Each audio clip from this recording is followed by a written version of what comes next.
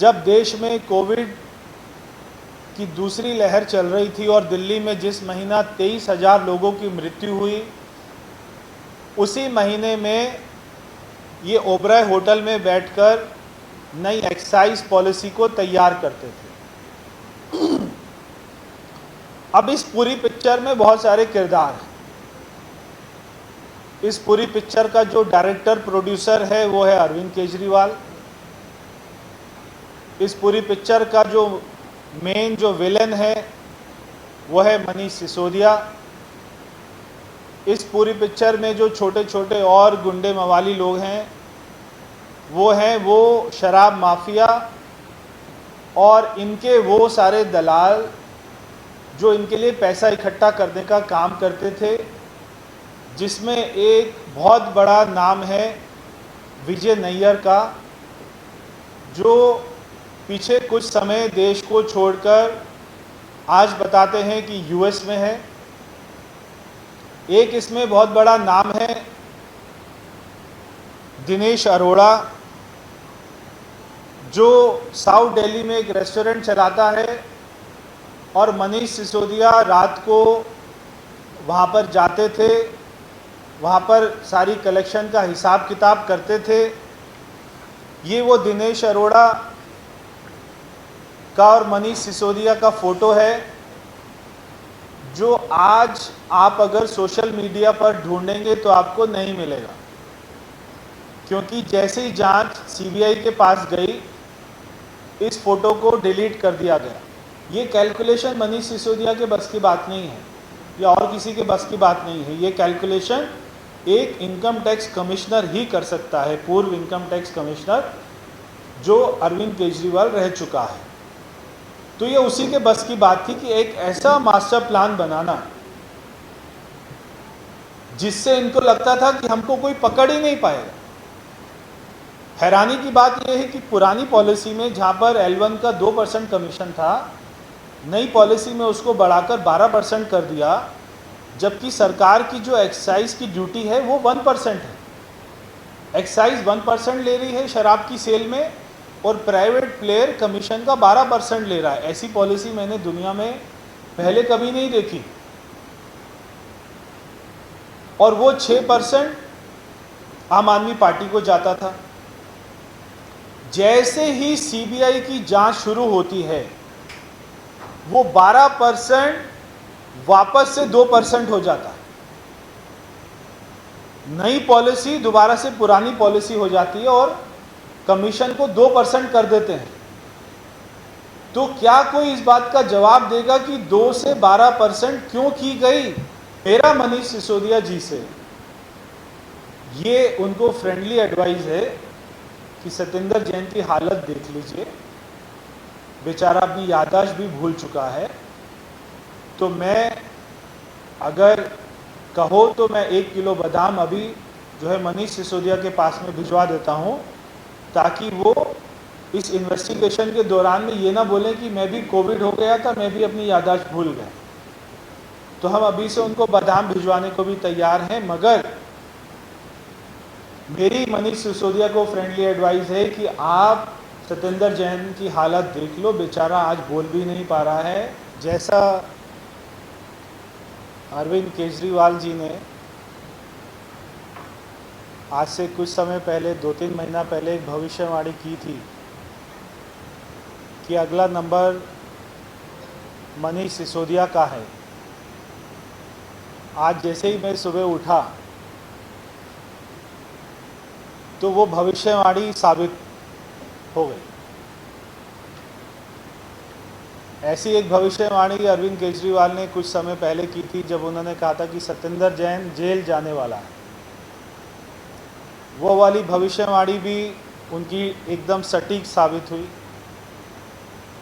और फिर उन्होंने कहा कि मनीष सिसोदिया के ऊपर में कार्रवाई होने वाली है, रेड होने वाली है और वो जेल जाने वाला है। तो मैं अरविंद केजरीवाल जी को सबसे पहले तो इस बात की बधाई देता हूँ कि वो एक सफल मुख्यमंत्री तो साबित नहीं हो पाए, मगर एक सफल भविष्यवाणी करने वाले एस्ट्रोलॉजर वो साबित हो चुके हैं। जब चोर चोरी करता है तो चोर को ये ज़रूर पता होता है कि एक दिन पुलिस उसको पकड़ लेगी, इसलिए चोर इस बात को बता सकता है कि एक ना एक दिन तो पुलिस मुझे पकड़ेगी। ऐसे ही अरविंद केजरीवाल ने भी भविष्यवाणी करी कि उन्होंने जो घोटाला सत्येंद्र जैन से करवाया, जो घोटाला मनीष सिसोदिया से करवाया, उनको पता था कि एक दिन पकड़ा जाएगा। आज कई स्थानों पर सीबीआई की रेड चल रही है और मैं आपको एक विश्वास के साथ ये कह सकता हूँ कि सीबीआई के पास में पर्याप्त सबूत हैं, पर्याप्त गवाह मौजूद हैं जो मनीष सिसोदिया, दिल्ली सरकार, उनके अधिकारी, उनका इस लिकर पॉलिसी स्कैम में इन्वॉल्वमेंट को साबित करते हैं और वो सब कुछ बता चुके हैं सीबीआई को। कैसे इन्होंने ओबराय होटल 2019 में उन्होंने बुक करवाया, 1 साल तक ओबराय होटल में स्वीट इनका बुक रहा। तेलंगाना से एक शराब माफिया अपने प्राइवेट प्लेन में आता था, साथ में वहाँ से एक पॉलिटिशियन आता था। ओबराय होटल में मनीष सिसोदिया के साथ में मीटिंग होती थी। इनके एक्साइज कमिश्नर, एक्साइज के और अधिकारी वहाँ पर जाकर मीटिंग करते थे। जब देश में कोविड की दूसरी लहर चल रही थी और दिल्ली में जिस महीना 23,000 लोगों की मृत्यु हुई, उसी महीने में ये ओबराय होटल में बैठकर नई एक्साइज पॉलिसी को तैयार करते थे। अब इस पूरी पिक्चर में बहुत सारे किरदार हैं। इस पूरी पिक्चर का जो डायरेक्टर प्रोड्यूसर है वो है अरविंद केजरीवाल। इस पूरी पिक्चर का जो मेन जो विलेन है वो है मनीष सिसोदिया। इस पूरी पिक्चर में जो छोटे छोटे और गुंडे मवाली लोग हैं वो शराब माफिया और इनके वो सारे दलाल जो इनके लिए पैसा इकट्ठा करने का काम करते थे, जिसमें एक बहुत बड़ा नाम है विजय नैयर का, जो पीछे कुछ समय देश को छोड़कर आज बताते हैं कि यूएस में है। एक इसमें बहुत बड़ा नाम है दिनेश अरोड़ा, जो साउथ दिल्ली में एक रेस्टोरेंट चलाता है और मनीष सिसोदिया रात को वहाँ पर जाते थे, वहाँ पर सारी कलेक्शन का हिसाब किताब करते थे। ये वो दिनेश अरोड़ा का और मनीष सिसोदिया का फ़ोटो है जो आज आप अगर सोशल मीडिया पर ढूंढेंगे तो आपको नहीं मिलेगा, क्योंकि जैसे ही जांच सीबीआई के पास गई, इस फ़ोटो को डिलीट कर दिया गया। मनीष सिसोदिया, अरविंद केजरीवाल इस बात का जवाब दें कि आपने ये फ़ोटो सोशल मीडिया से क्यों डिलीट करवाया। और जैसे ही सीबीआई के पास जांच गई, उसी दिन दिनेश अरोड़ा देश को छोड़कर भाग गया। तो विजय नैयर देश में नहीं है, दिनेश अरोड़ा देश में नहीं है, दोनों ही सीबीआई जांच के बाद में देश छोड़कर भाग गए। इसमें और भी बहुत सारे छोटे छोटे विलन हैं, जिसमें एक का नाम अर्जुन बताते हैं, एक कोई मनीष सिसोदिया का ओएसडी है, कोई 75 साल के बुजुर्ग हैं, वो ये सारा कैश का हिसाब किताब रखते थे। इसमें एक इनकी लोकेशन बताते हैं ओखला में, वहाँ पर कोई वेयर हाउस था, उस वेयर हाउस में सारा कैश का कलेक्शन आता था, वहाँ से बोरिया भरकर गोवा में, पंजाब में अलग अलग ठिकानों पर या ज़मीन खरीदने के लिए उसका उसका उपयोग करते थे।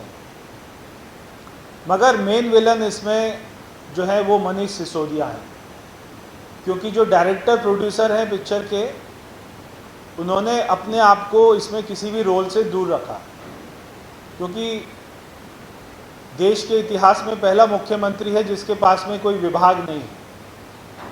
तो वो पिक्चर क्या हो, स्टोरी क्या हो, क्लाइमेक्स क्या हो, ये सब तो अरविंद केजरीवाल डिसाइड कर रहे हैं, क्योंकि वही बार बार बोलते हैं कि मैंने अकाउंट्स पढ़ा हुआ है, मैं इनकम टैक्स कमिश्नर रहा हुआ हूँ, मुझे मालूम है कैलकुलेशन कैसे होती है, मुझे मालूम है कि L1 का कमीशन 2% से 12% कर देंगे तो उसमें से 6% वापस ले लेंगे, तो मुझे साल में 500-700 करोड़ रुपया कैश हमारी पार्टी के पास में आ जाएगा। ये कैलकुलेशन मनीष सिसोदिया के बस की बात नहीं है या और किसी के बस की बात नहीं है। ये कैलकुलेशन एक इनकम टैक्स कमिश्नर ही कर सकता है, पूर्व इनकम टैक्स कमिश्नर जो अरविंद केजरीवाल रह चुका है। तो ये उसी के बस की बात थी कि एक ऐसा मास्टर प्लान बनाना जिससे इनको लगता था कि हमको कोई पकड़ ही नहीं पाएगा। हैरानी की बात यह है कि पुरानी पॉलिसी में जहाँ पर L1 का 2% कमीशन था, नई पॉलिसी में उसको बढ़ाकर 12% कर दिया, जबकि सरकार की जो एक्साइज की ड्यूटी है वो 1% है। एक्साइज 1% ले रही है शराब की सेल में और प्राइवेट प्लेयर कमीशन का 12% ले रहा है। ऐसी पॉलिसी मैंने दुनिया में पहले कभी नहीं देखी। और वो 6% आम आदमी पार्टी को जाता था। जैसे ही सीबीआई की जांच शुरू होती है, वो 12% वापस से 2% हो जाता है। नई पॉलिसी दोबारा से पुरानी पॉलिसी हो जाती है और कमीशन को 2% कर देते हैं। तो क्या कोई इस बात का जवाब देगा कि 2 से 12% क्यों की गई? L1 का ऐसा कौन सा खर्चा बढ़ गया? L1 होता है जो शराब का डिस्ट्रीब्यूटर होता है, जो मैन्युफैक्चरर से शराब उठाकर अपनी गाड़ी में रिटेल दुकानों तक उनको देकर आता है। ये L1 का काम होता है। तो उस लाइसेंस का नाम होता है L1 लाइसेंस। तो ऐसा कौन सा खर्चा बढ़ गया था L1 प्लेयर्स का कि जिससे 2% से 12% कमीशन हो गया? अब मनीष सिसोदिया क्या कहते थे कि पुरानी एक्साइज पॉलिसी में जो रेवेन्यू था सरकार का वो था 5,000 करोड़, नई पॉलिसी में हो जाएगा 9,000 करोड़। अब आप सोचिए 9,000 करोड़ का 12% यानी कि लगभग 1,000 करोड़ रुपया, और 1,000 करोड़ में से 12% का 6% इन्होंने ले लिया, तो 1,200 करोड़, 1,000 करोड़ में से 500 करोड़ रुपया कैश वो आम आदमी पार्टी ले रही थी। अब वो कैसे ले रही थी? ये भी एक बहुत ही विचित्र गेम इन्होंने बनाई, विचित्र तरीका बनाया। जो पिक्चर के प्रोड्यूसर डायरेक्टर हैं उन्होंने एक इसमें नया ट्विस्ट दिया कि अब कैश कैसे निकाले 6%। तो उन्होंने L1 को बोला कि आप जो रिटेलर्स हैं उनको क्रेडिट नोट दे दीजिए और वो क्रेडिट नोट के बदले में उनसे कैश ले लीजिए कि ये क्रेडिट नोट है 5 करोड़ का, हम आपको फ्यूचर में 5 करोड़ की शराब दे देंगे, मगर आप जो कैश है वो 5 करोड़ अभी दे दीजिए हमें। तो जो 6% का किक बैक है वो क्रेडिट नोट के माध्यम से आ रहा था। अब जब ऑडिट होगा, जब सीबीआई इनके अकाउंट्स को देखेगी और वो देखेगी कि कितने सैकड़ों करोड़ रुपए के क्रेडिट नोट आज तक देश के इतिहास में, दुनिया के इतिहास में कभी नहीं हुआ कि क्रेडिट नोट के बदले में 5-5, 10-10 करोड़ रुपए का क्रेडिट नोट के बदले में कैश लिया जा रहा और शराब दी जा रही हो क्रेडिट नोट के बदले में। ये पहली बार इन्होंने पॉलिसी में किया।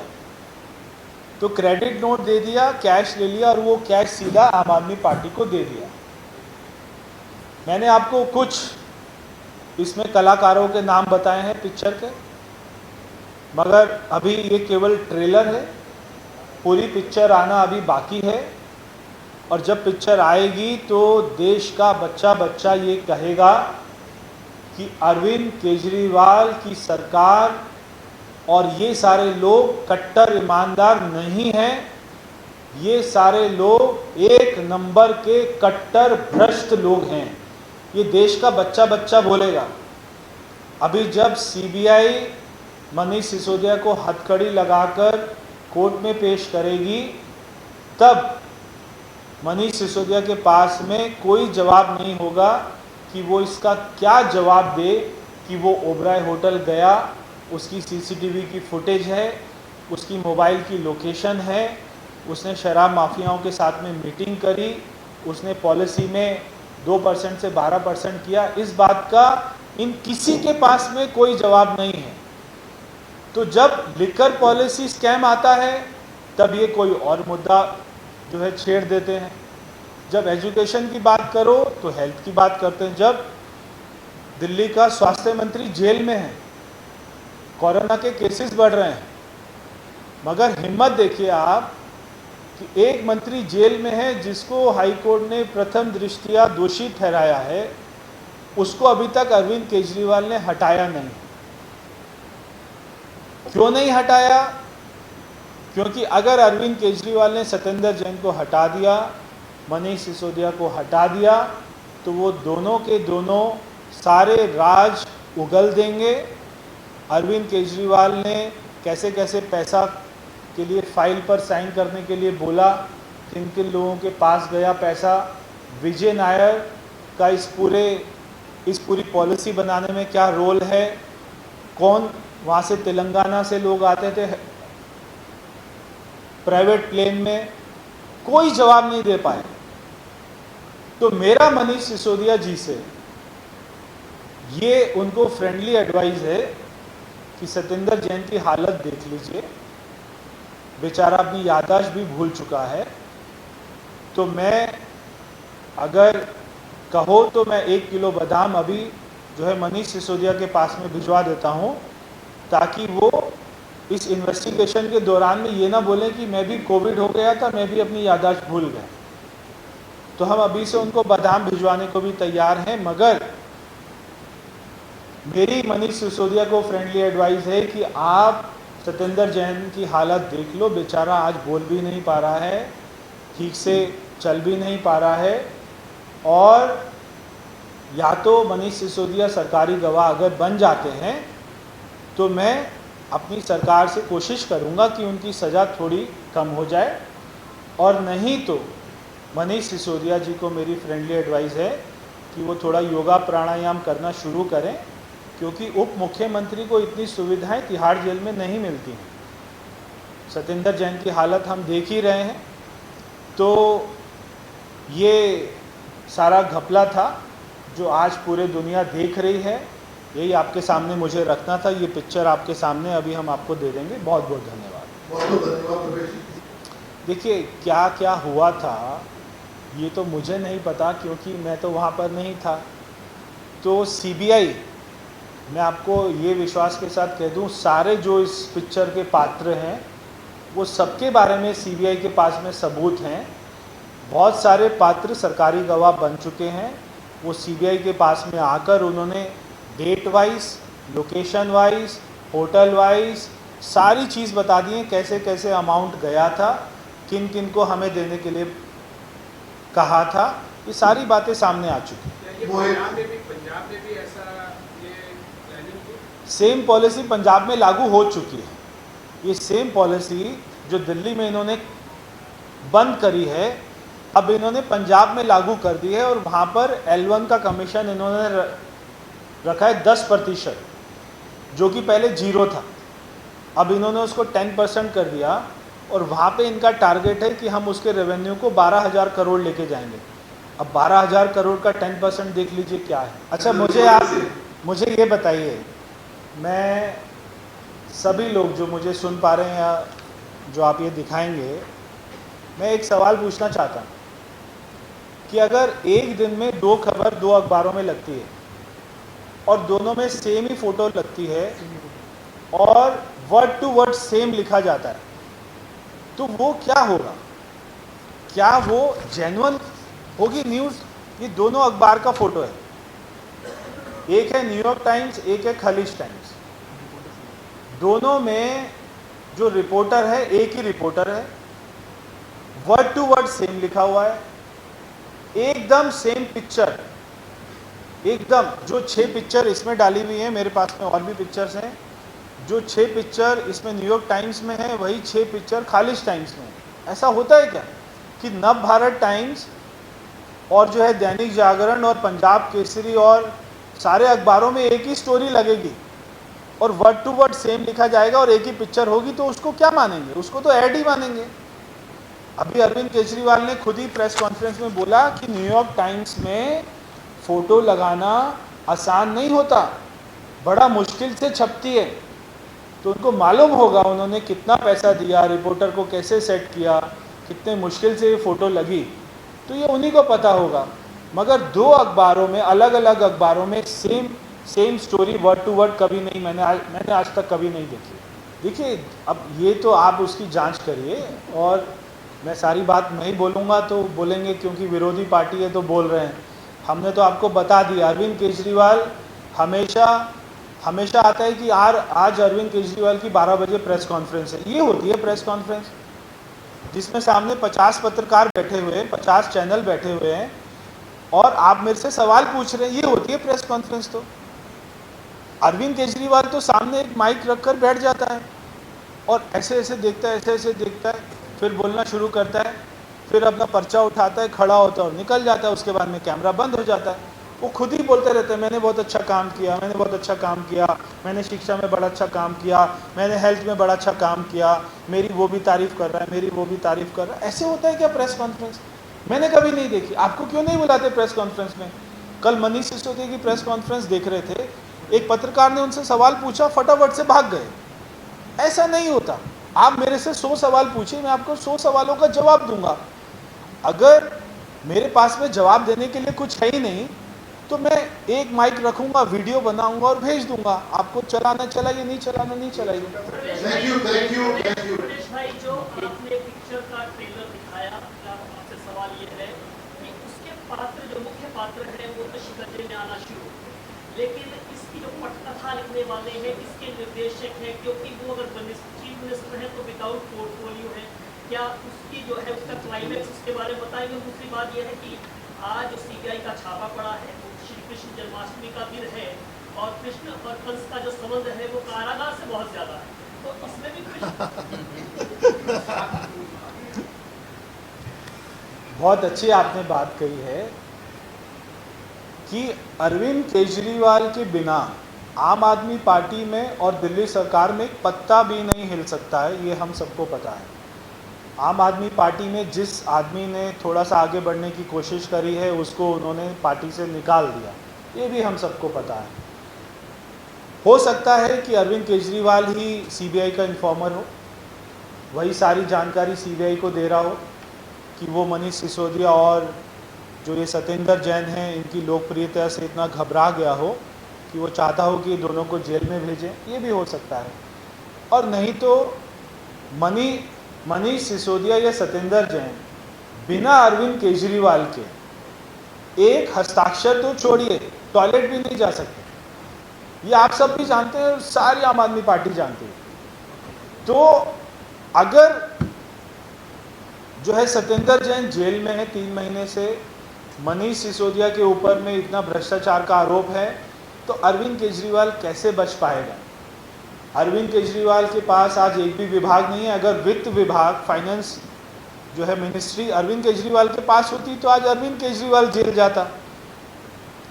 तो सत्येंद्र जैन बड़ा खुश था जब वो हेल्थ मिनिस्टर बना, उसको लगा मेरे को विभाग दे दिया, उसको पता नहीं विभाग नहीं दिया, जेल दे दिए। ऐसे ही ये मनीष सिसोदिया बड़ा खुश था कि मेरे को डिप्टी सीएम बना दिया, उसको ये नहीं पता कि सारे हस्ताक्षर उसी के होंगे, सारी फाइलों पर साइन मनीष सिसोदिया के होंगे, तो जेल कौन जाएगा? जिसके साइन होंगे।